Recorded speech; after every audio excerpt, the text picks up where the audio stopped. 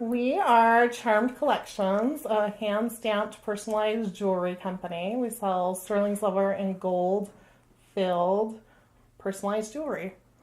So, And we're awesome. we're awesome. It's awesome. All handmade. The three of us met doing adoption advocacy in our community. And we had what we called a craft night where we would come and work on scrapbook pages. I don't know. What did we even do? Whatever. Yes, anything. Something crafty. And then we were like, oh, hey, let's maybe stamp on a piece of metal and see what happens. And we did it, and then we listed it on Etsy, and it sold, and we were like, what? Now what do we do? Let's do it again. We have to package it. We have to mail it. So we kind of thought through all of that, and it's snowballed since then. So that was, 7 or 8 years ago? 8 years ago this summer. 8 years ago. And yeah, now we have our own studio space. So we went from this accidental company, I guess, to working at our kitchen table where our kids were running around like crazy and we're trying to figure out shipping. And Crazy is the key word. yes. and then we moved to an unfinished room in Kim's basement. We're on folding tables and folding chairs. And then we upgraded to our beautiful studio here. We started out with one name, and then almost 5 years ago, we made a name change. And it really just came down to what was available domain-wise. So we thought of some words like, what is jewelry? What are things, you know? Yeah. And then we just kind of brainstormed. And it took us a few weeks to come up with something we liked. I remember and we something were we could find. throwing Charmed Collections around. And Yes, I remember that. I too. loved the play on words, like Yes.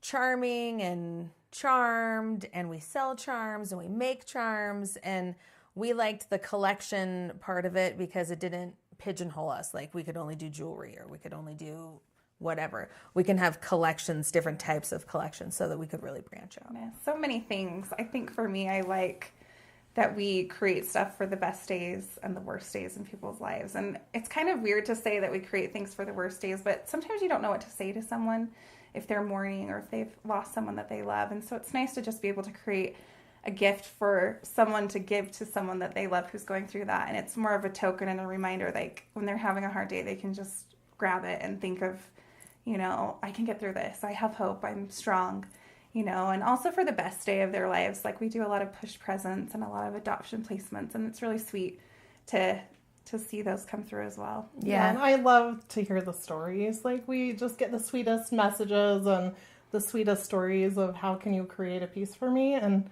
I love those. I love that when we're stamping it, we tend to talk about those stories, and it's just sweet to make this handmade gift that's just meant for whoever's getting it. Yeah, and it's not mass produced, and I think that's really great that you mentioned that, because we do, like, I think almost every order we talk about, hey, I wonder if he's giving that to his wife for her birthday, or we make stuff up sometimes. Sometimes just between the three of us. And we don't know the good story. and sometimes people will leave a comment Yeah. or like a note for us. My friend just had a miscarriage. This is the perfect gift for her.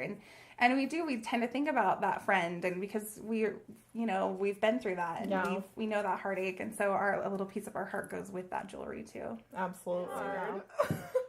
We've had some really poor design choices at like 2:00 in the morning when we thought it was a really good idea. Mostly a hilarious idea. Mostly hilarious. People don't like funny so much, we've decided, unless they want. Yeah. They specifically want it. So They don't want Some to of our- invest the money in fine metals for something hilarious. It was funny Even at though- 2 a.m. Yeah. we enjoyed it. We thought it was photographing good.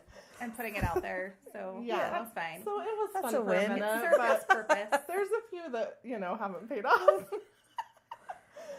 Oh, you know what? There was one back in like 2009, 2010 when, when those glass pendants were in. Oh. We did make some of those, and we maybe sold like 10, but Yeah, Oh, that we was were- kind of a fail. We weren't very good at that, though. No, that wasn't our it thing. was like a trend, and it went and it came and it was gone, and we were like, let's sell this stuff because we're not going to make these Well, anymore. I think we've definitely figured out the clean, classic, simple lined, meaningful messages. That's our home. That's our home. And that's where we thrive and grow and do our very best work. But I think it's because of that handmade piece. where we put a little piece of our heart, like Kim said. For us, we're just trying. We've got to the point where we just need to get over the mountain. How do we do that? And because it was like an accidental business, and none of us really have backgrounds in business, like we can be creative, but we've had to reach out and ask a lot of questions and get a lot of feedback from other people. And I think we're just getting to the top of the mountain, just barely. Yeah. And we've loved our Score mentor for that reason, because they have so much knowledge that we just are like, oh, we should have had this years ago. Why didn't we do that? Oh, yeah. 5 years ago. But we have a few of those moments as we grow the business and do those things. And so just in the last little bit, we've had some really good...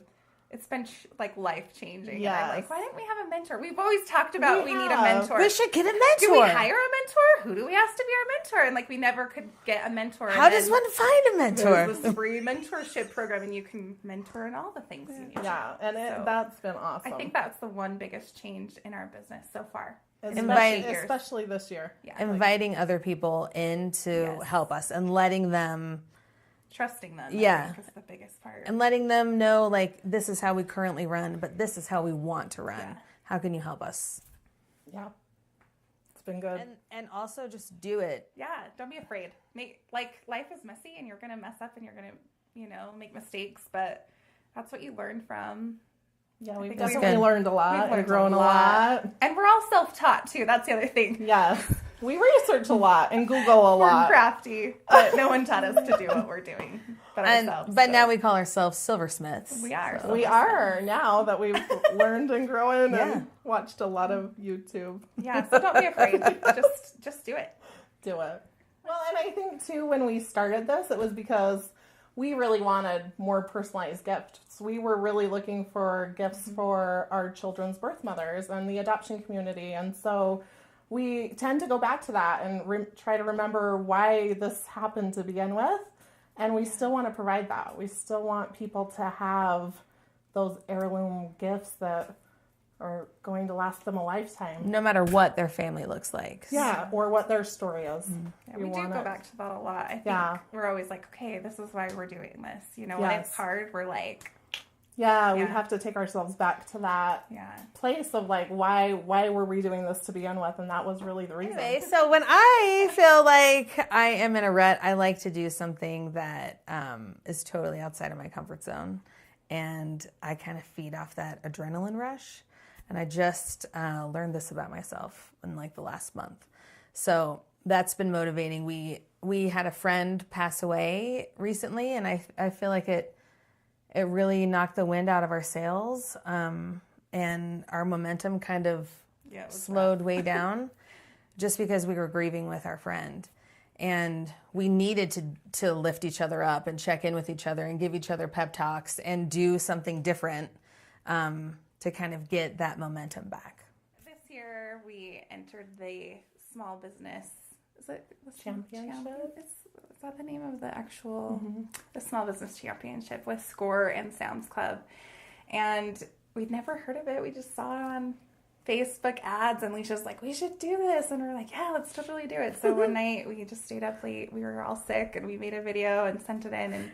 And it was so bad. It was so bad. It was horrendous. Yeah, and everything was against us that day. Everything. It was not the best video, but we knew we had to just get it done. Yeah, so we took one of two awards for the state of Utah. So we won $1,000 to Sam's Club from Sam's Club and Score. So we're very excited.